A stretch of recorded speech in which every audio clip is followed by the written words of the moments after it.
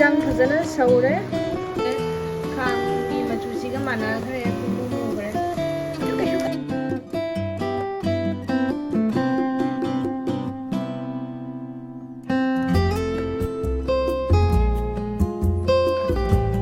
ꯍꯥꯎꯕꯗꯤ ꯈꯨꯍꯥꯎ ꯑꯃ ꯍꯥꯏꯅ ꯀꯥꯟꯅꯗꯦ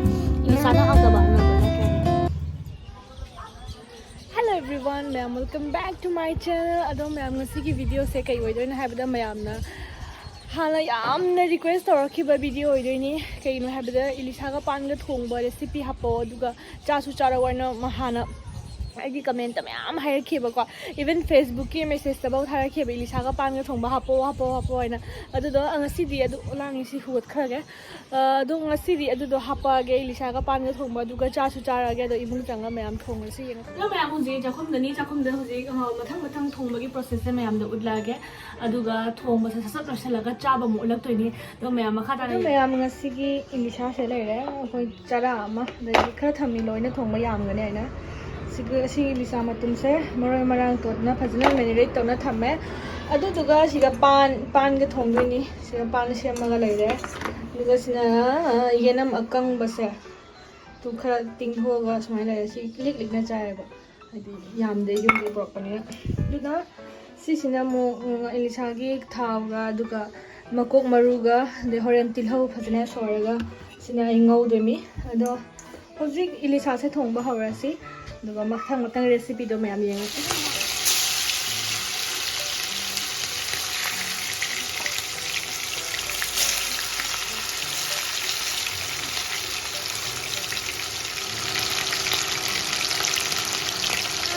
ngꯧꯕ ꯂꯣꯏꯔꯦ 이리샤ꯁꯦ ꯌꯥꯝꯅ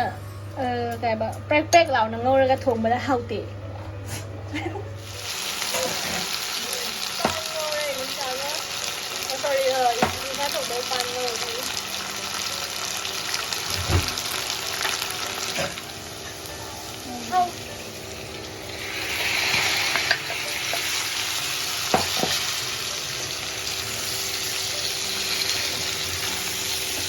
हिंजांग मही हापखरे सी लोरगा सौरगा मुल्लगा हिंजांग थोंबा लोयरनी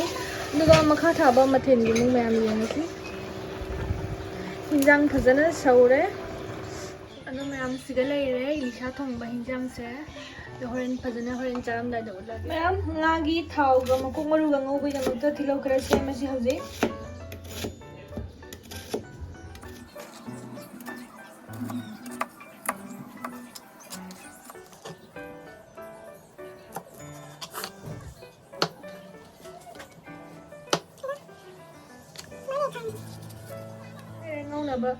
इलिशा मकोक मरुदा से लेरे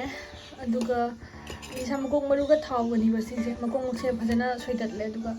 नौगा मरो टेपगा लेरे सिगा जीरा मपुम खरा लेरे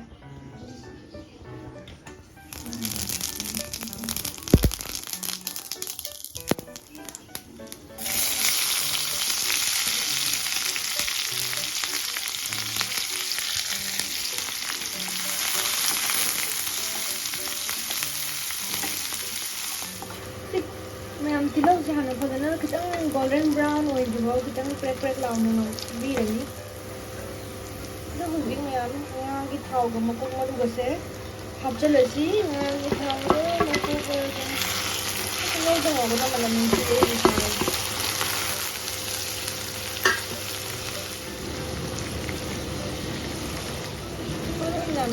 खितंग मरोय हापचो दुना मरोई खरा लिखना हापेबा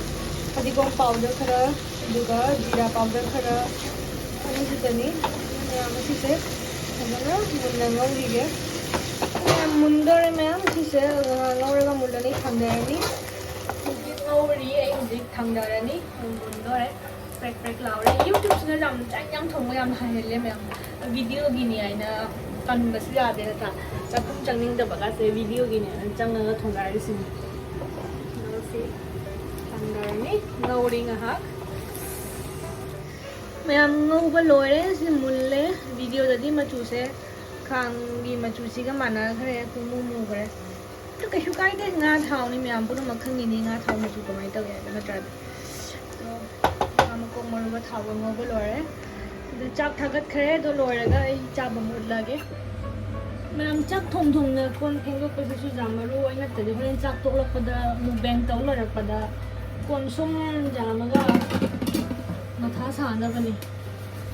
ꯁꯤꯁꯤꯡꯁꯦ ꯐꯦꯡꯗꯣꯛꯀꯦ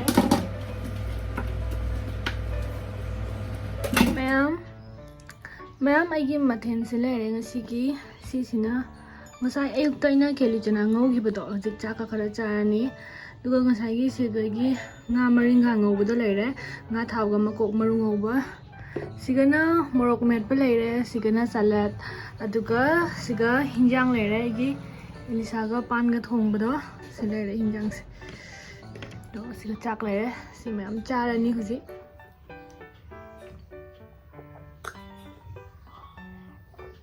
이신도 겨울하면 오늘 양 hꯧꯖꯤꯛ ꯆꯥꯕ ꯍꯧꯔꯁꯤ ꯁꯤ ꯂꯩꯔꯦ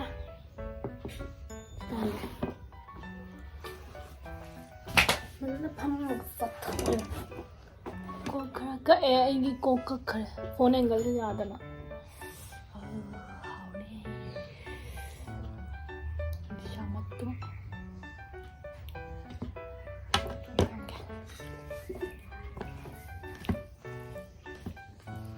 하비란바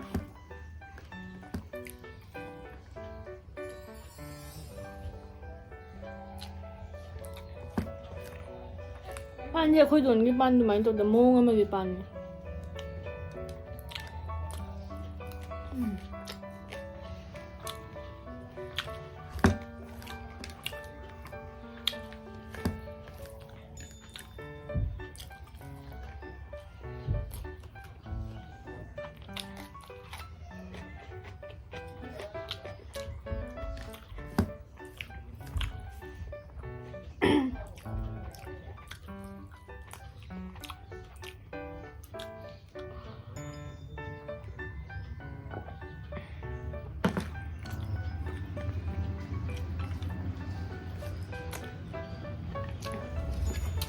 ꯑꯉꯧꯕꯁꯤꯅ ꯃꯍꯦꯜꯂꯦ ꯍꯥꯎꯕ ꯑꯉꯧꯕꯁꯤ ꯈꯨꯍꯥꯎ ꯑꯃ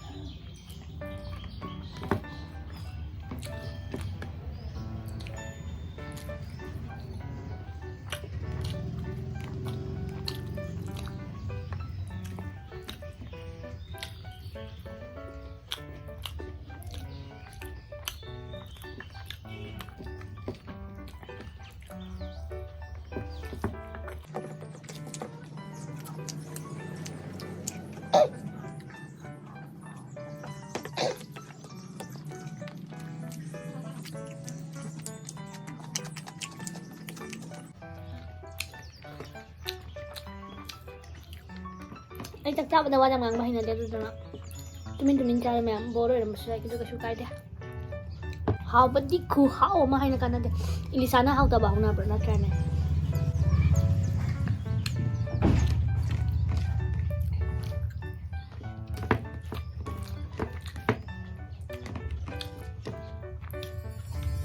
ꯑꯩ ꯍꯥꯏꯁꯤꯅꯦ ꯑꯉꯧꯕꯁꯤꯅ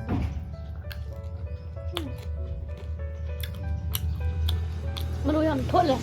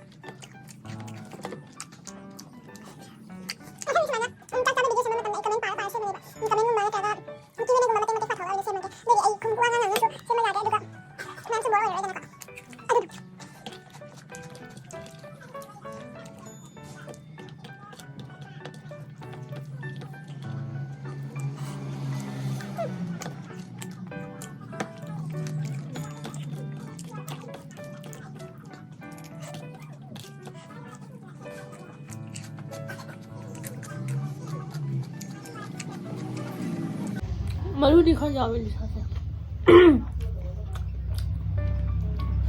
ꯃꯔꯨ ꯈꯔ ꯃꯜꯂ ꯆꯥ ꯇꯥꯔꯦ ꯃꯤ ꯈꯔꯗꯤ ꯂꯤꯁꯥ ꯄꯥꯝꯗꯕ ꯅꯝ ꯍꯩꯅꯗꯕ ꯑꯗꯨꯗꯨꯒ ꯃꯔꯨ ꯌꯥꯝ ꯌꯥꯎꯋꯦꯅ ꯆꯥꯅꯤꯡꯗꯕ ꯈꯔ ꯂꯩꯌꯦꯕ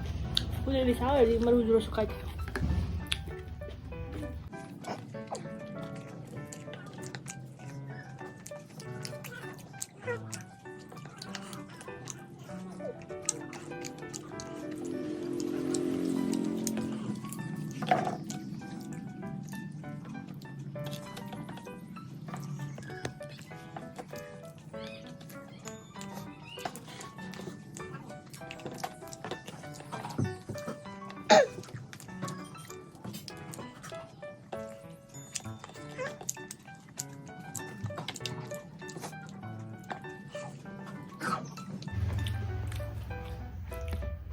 Tengah saya sikit tengah lu salaga. Sikit tengah saya salaga.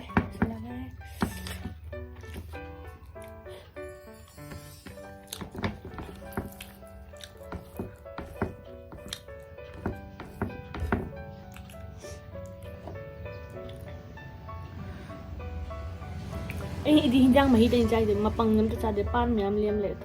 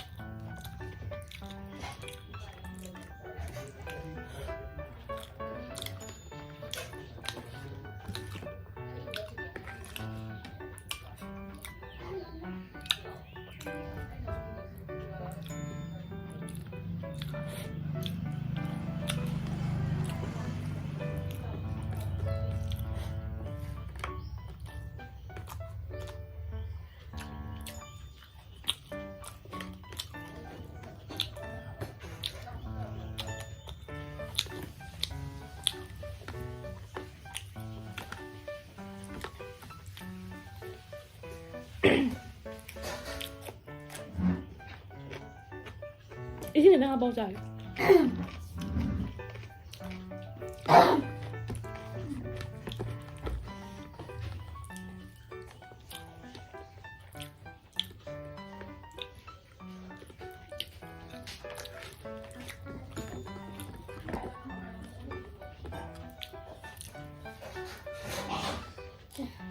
Thank you.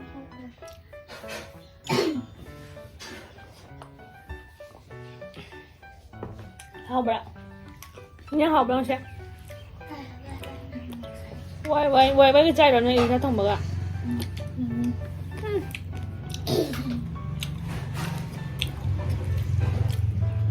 Finish. Kita nggak. Cepat amat finish tau thôi.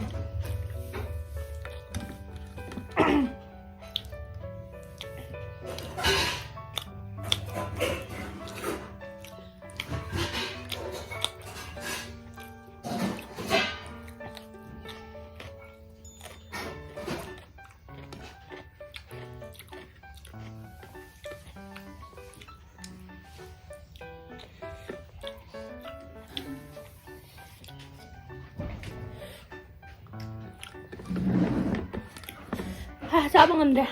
ngâm lên mẹ bị đau sao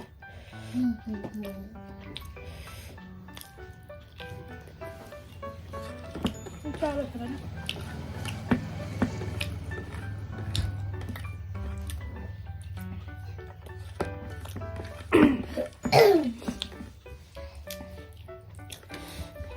hào đây pizza được